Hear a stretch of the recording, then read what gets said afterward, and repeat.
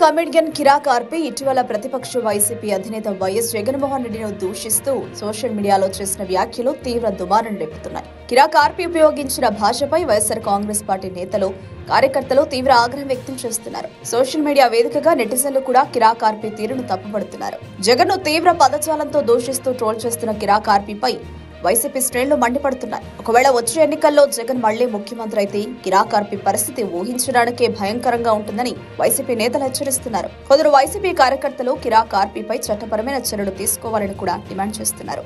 Social మీడియాలో కిరాక్ ఆర్పి వ్యాఖ్యలకు వ్యతిరేకంగా పెద్ద ఎత్తున కామెంట్లు వస్తున్నాయి. వైసీపీ అభిమానులు కిరాక్ ఆర్పిని తీవ్రంగా విమర్శిస్తున్నారు. వ్యక్తిగత దూషణలకు పాల్పడడం సరికాదని, రాజకీయ విమర్శలు హుందాగా ఉండాలని పలువురు అభిప్రాయపడుతున్నారు. మరోవైపు ఈ వివాదంపై కిరాక్ ఆర్పి ఇంకా స్పందించలేదు. అయితే ఆయన గతంలో కూడా పలు రాజకీయ అంశాలపై తనదైన శైలిలో వ్యాఖ్యలు చేసిన సందర్భాలు ఉన్నాయి. కానీ ఈసారి ఆయన ఉపయోగించిన భాష హద్దులు దాటిందని వైసీపీ వర్గాలు ఆరోపిస్తున్నాయి. రానున్న రోజుల్లో ఈ వివాదం ఎలాంటి మలుపు తిరుగుతుందో చూడాలి. అయితే ఒక కమెడియన్ హద్దులు దాటుతూ మాజీ సీఎం దూషించడంపై వైసీపీ శ్రేణులు తీవ్రంగా స్పందించడం ప్రస్తుతం రాజకీయాల్లో చర్చనీయాంశంగా మారింది. భవిష్యత్తులో జగన్ మళ్లీ అధికారంలోకి వస్తే కిరాక్ ఆర్పి ఎలాంటి పరిణామాలు ఎదుర్కోవాల్సి వస్తుందో వేచి చూడాలి. నారా లోకేష్ గారి ఫోటోని మార్పింగ్ చేసి ఒక స్కూల్ పిల్లలాగా పక్కనే పాలసీసా డైపరు పెట్టారు. అంటే ఆయన దృష్టిలో ఏంటంటే నారా లోకేష్ గారు చిన్నపిల్లాడు, వెళ్ళి ఆడుకో అమ్మా అని జగన్మోహన్ రెడ్డిని ప్రశ్నిస్తున్నా.